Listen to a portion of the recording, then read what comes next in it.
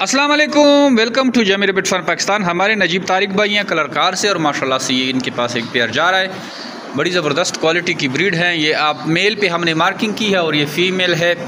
हमारी जो भी मेल की निशानी है उस पर हम मार्किंग कर देते हैं ताकि नए कस्टमर को पहचानने में आसानी हो। और इनको अभी हम कार्गो के थ्रू भेजेंगे कलर का हार, पैकिंग करके ये कलर का हार जाएंगे इंशाल्लाह। और आज से ये हमारी कंपनी का हिस्सा बन गए हैं।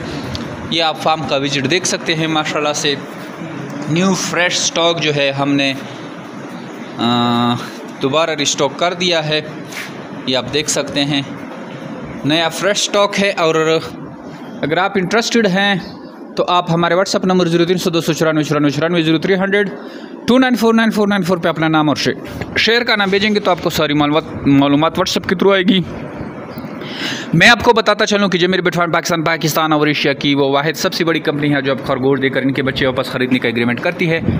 नहायत ही आसान और मुनाफा बख्श कारोबार है और डेली बेसिस पे इस कारोबार से लोग जुड़ रहे हैं और इससे फ़ायदा उठा रहे हैं।